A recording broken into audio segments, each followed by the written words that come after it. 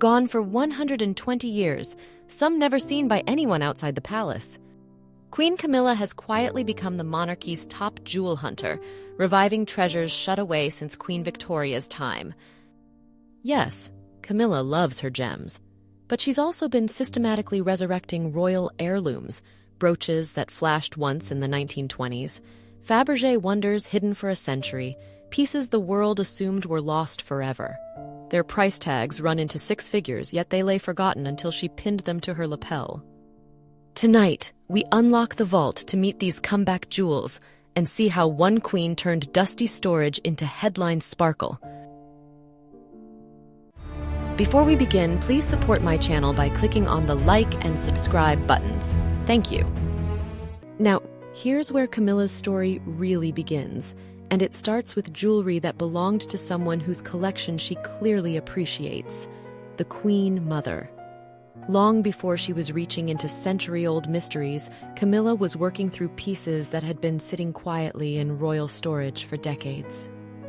What's fascinating is the pattern that emerges. These weren't random choices from a vast collection. These were specific pieces that had compelling stories, and many hadn't been seen publicly for decades. I find it interesting how Camilla seems drawn to jewelry that carries both beauty and history. Let's start with something that reveals how early this trend began. In 2007, when Camilla was still the Duchess of Cornwall, she appeared at Trooping the Color, wearing a brooch that made jewelry historians take notice. It was an Art Deco piece from the mid-1930s, featuring diamonds and dark brown topazes in that distinctive geometric style of the era. Now, this wasn't a piece we'd seen recently. According to the sources, one of the earliest recorded sightings was in March 1938, when the Queen Mother wore it during a visit to the Battersea and Wandsworth districts of London.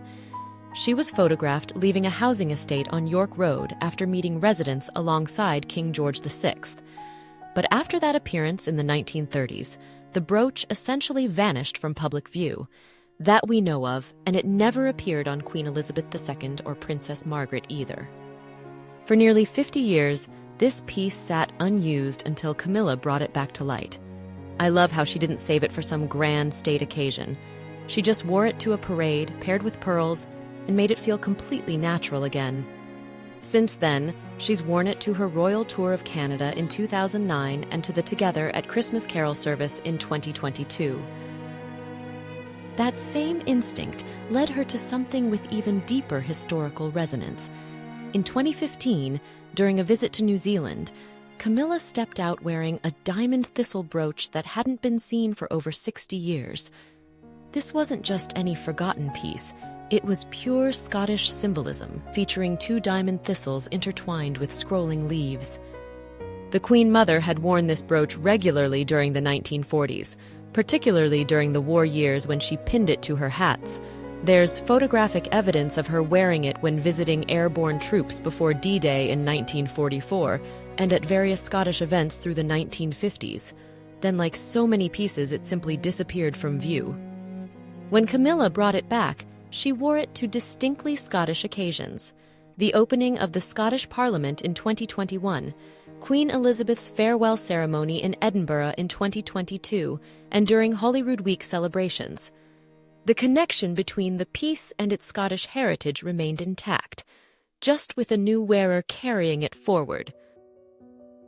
But perhaps the most intriguing story in this collection involves a piece that the Queen Mother herself never wore publicly. In 1956, Soviet leader Nikita Khrushchev presented the Queen Mother with an exquisite Faberge brooch shaped like a spray of lily of the valley during his official visit to Britain. This was a diplomatic gift during the height of the Cold War, beautifully crafted with unmistakable Faberge artistry. Here's what makes this fascinating. To the best of anyone's knowledge, the Queen Mother never wore it in public. Whether it was diplomatically sensitive or simply not to her taste, this masterpiece remained hidden for decades. But Camilla changed that completely. She's made this brooch one of her most frequently worn pieces, taking it to her daughter Laura's wedding in 2006, on trips to Colombia and Canada, and to countless other events. I'm personally delighted that we get to see this beautiful piece regularly now, rather than having it locked away forever. This pattern of reviving personal pieces becomes even clearer with the Minoru brooch. This charming horseshoe-shaped pin spells out the name of King Edward VII's most successful racehorse. After Minoru's famous Derby win in 1909, the king was so thrilled he commissioned several commemorative jewels. But here's where the story gets fascinating. We don't actually know the precise history of the brooch Camilla wears today. Was it the original pin given to the American jockey, which found its way back to the family decades later, or was it a different version made for a close friend? Its exact path into Camilla's collection remains a delightful puzzle. What we do know is that this is a jewel we don't associate with Queen Elizabeth II. It has become a personal signature for Camilla, a perfect choice for a day at the races and a wonderful link to her husband's fun-loving great-grandfather. The story becomes even more touching when we look at how Camilla has handled pieces that required adaptation. In 2012, she debuted a necklace with one of the most moving provenance stories in royal jewelry. It's the Queen Mother's amethyst sautoir, originally given as a wedding gift in 1923 by Queen Alexandra herself, complete with a handwritten note, "For my dear future granddaughter Elizabeth from her after grandmother." This necklace was designed in the fashionable sautoir style of the 1920s, very long, meant to be worn looped or knotted. But fashion changed, and there's only one recorded instance of the Queen Mother wearing it publicly, during court mourning after Queen Alexandra's death in 1925. Purple was acceptable for certain phases of mourning, and the personal connection made it particularly appropriate. After that, it disappeared for decades. When Camilla brought it back, she made what I think was a brilliant decision. Instead of preserving it exactly as it was, she had it shortened to a more modern, wearable length. She kept the heart-shaped amethyst pendant, the seed pearls, and all the original elements, but made it work with contemporary fashion.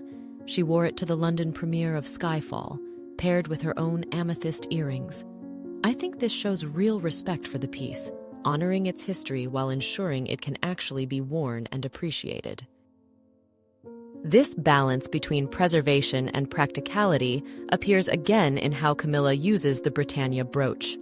The Queen Mother had worn this diamond, ruby, and sapphire piece, which also serves as the cap badge of the Royal Norfolk Regiment. But Camilla has worn it in contexts that seem to emphasize the Britannia symbolism rather than the military connection. In fact, just last year, in 2024, she chose to wear this brooch for two very specific events celebrating female achievement and resilience, once to the Gaia Center, which supports women experiencing gender-based violence, and again when hosting the all-female maiden yacht crew who became the first women's team to win an around-the-world race. I find this interesting. Britannia, after all, is depicted as a warrior goddess, and these occasions seem to connect with that powerful female symbolism. Now, here's where Camilla's archaeological work takes a dramatic turn.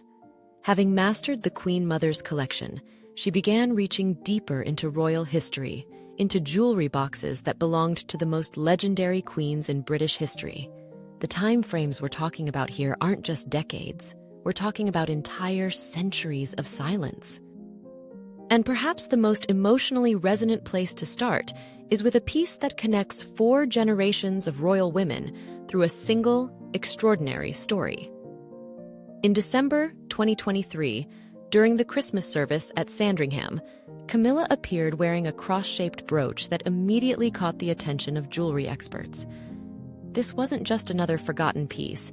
This was the raspberry pip brooch, though honestly, calling it a raspberry pip seems almost insulting to its dignity. To me, it looks exactly like what it is. A Georgian cross set with white and yellow gemstones that gleam with the warmth of topaz and the brilliance of diamonds. What makes this piece so remarkable is its journey through time. It belonged originally to the Countess of Strathmore, the Queen Mother's mother, who received it as a wedding gift in 1881. Think about that date for a moment. 1881. This brooch witnessed the entire Victorian era, both world wars, the rise and fall of empires. There's photographic evidence of the Countess wearing it in 1927, walking through the gardens of St. Paul's Waldenbury with her granddaughter, the young Princess Elizabeth. But then, like so many pieces, it simply vanished. When the Countess died in 1938, her will specifically mentioned my yellow diamond cross as a bequest to her daughter, Queen Elizabeth, the future Queen Mother. Yet remarkably, neither the Queen Mother nor Queen Elizabeth II ever wore it publicly. For almost a century, this family heirloom sat in darkness until Camilla found it. I'm personally thrilled that she chose to debut it at Christmas service, where its cross shape felt perfectly appropriate, and she's continued wearing it to meaningful occasions since then. This pattern of resurrection becomes even more dramatic when we look at what Camilla accomplished with Queen Mary's jewelry collection.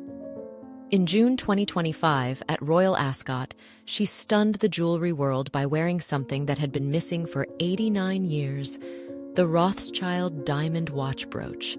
This isn't just any brooch. It's a masterpiece of Victorian craftsmanship that tells a story of friendship between two remarkable women. In 1893, Alice de Rothschild gave this extraordinary piece to Princess May of Teck as a wedding gift. Alice was part of the famous Rothschild banking family, and she shared Queen Mary's passion for collecting beautiful objects. The brooch itself is engineering marvel, a diamond bow from which suspends a floral pendant that's entirely set with diamonds. But here's the secret. Nestled at the heart of that pendant is a tiny, hidden watch. It's shaped like the Rose of York, and it represents the kind of craftsmanship that we simply don't see anymore. Queen Mary treasured it, wearing it on official occasions including her tour of South Africa in 1901. The Queen Mother inherited it and wore it at least once, in July 1936, during a visit to the British Industries House. But after that single appearance, nothing. For 89 years, this mechanical and artistic masterpiece gathered dust while royal watchers could only dream of seeing it again. When Camilla chose it for the final day of Royal Ascot 2025, I think many of us felt we were witnessing a small miracle. But perhaps the most puzzling story in this collection involves a brooch that Queen Elizabeth II owned for her entire reign, but wore exactly once. Queen Mary's emerald and sapphire flower brooch is breathtakingly beautiful, a radiant diamond center surrounded by overlapping petals set with vivid emeralds and sapphires. It creates the image of a jeweled flower blooming in perpetual twilight. Queen Mary loved this piece. She wore it proudly in 1909 when she received the Russian imperial family during Cow's Week, and there are stunning portraits of her wearing it by Arthur William Debenham. When she died in 1953, it passed to her granddaughter, Queen Elizabeth II. And here's where the story becomes truly mysterious. Queen Elizabeth wore it exactly once, in 1997, at the Royal Windsor Horse Show. Once, in a 70-year reign. Why? We'll never know. Perhaps it held memories that were too personal, or perhaps it simply wasn't her style. The brooch appeared in Angela Kelly's book, Dressing the Queen, in 2012, photographed among other treasures but never worn. Then, in March 2024, Camilla chose it for Easter Sunday service at St. George's Chapel. After decades of silence, this flower brooch was finally blooming in the light again.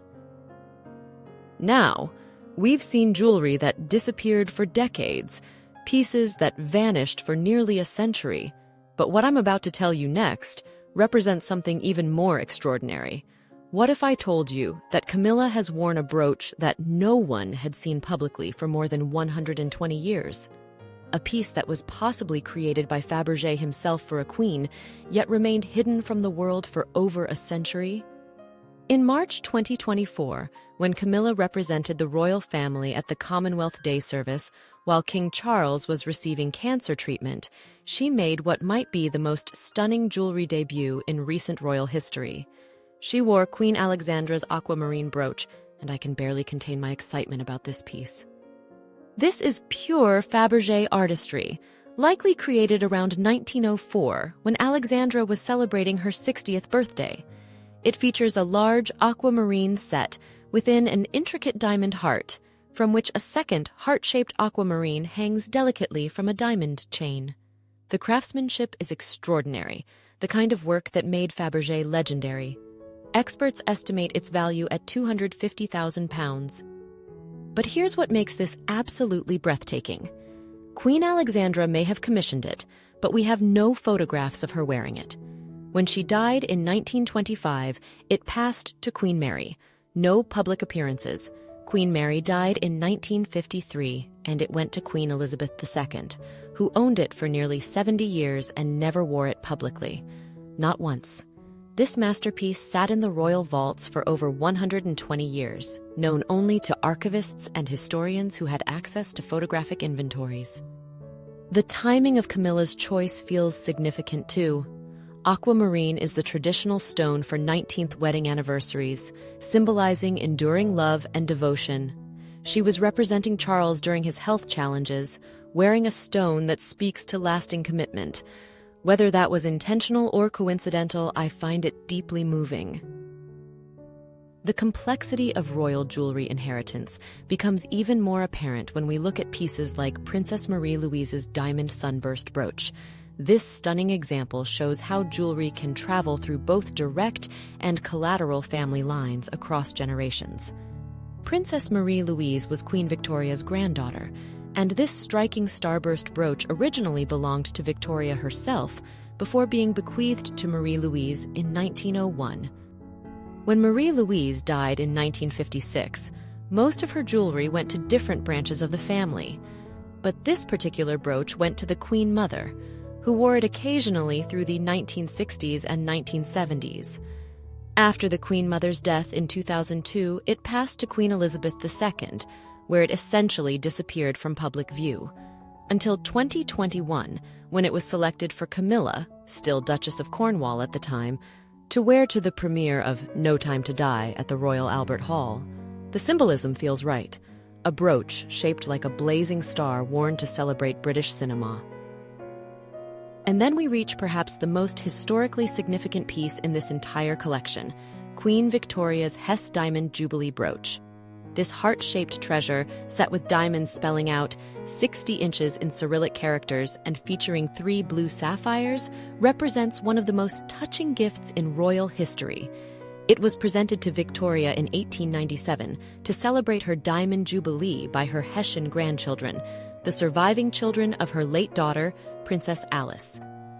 The givers were the reigning Tsar Nicholas II and Tsarina Alexandra of Russia, Grand Duke Ernest Louis of Hesse and his wife, Grand Duke Sergei and Grand Duchess Elizabeth of Russia, and Prince and Princess Louis of Battenberg. We even know the intimate details of this gift because the original Faberge invoice, dated May 29, 1897, still exists in the Russian Imperial Archives. It shows how the cost was divided among the family members, with the Tsar and Tsarina contributing the largest share, and also providing the 3 beautiful blue sapphires personally from their own collection. This brooch literally represents the last golden moment before that family was torn apart by revolution and war. After Victoria died in 1901, the brooch was designated as an heirloom of the crown, but it essentially vanished from public view for over a century. When Camilla wore it to Queen Elizabeth II's funeral in September 2022, it felt like history completing a circle. Victoria's great-great-great-granddaughter-in-law was honoring Elizabeth II with a gift that had been made to celebrate Victoria's unprecedented reign, a reign that Elizabeth would eventually surpass. Now we reach perhaps the most intriguing chapter in Camilla's jewelry archaeology, the pieces that belonged directly to Queen Elizabeth II, but remained mysteries even to those who followed her reign most closely. These discoveries reveal something fascinating. Even the most documented royal life can hold the most surprising secrets. The story begins with a moment that would have been deeply personal to young Princess Elizabeth. In March 1942, just 3 months after her 16th birthday, she was confirmed by the Archbishop of Canterbury in the private chapel at Windsor Castle. It was wartime, so the ceremony was small and intimate. Just her parents, Princess Margaret, Queen Mary, and Princess Royal in attendance. Among the confirmation presents she received was a delicate diamond and turquoise brooch from her grandmother, Queen Mary. Now here's what makes this fascinating. We have no record whatsoever of Queen Elizabeth II ever wearing this brooch publicly, not once in 70 years of reign, not even in private portraits that we know of.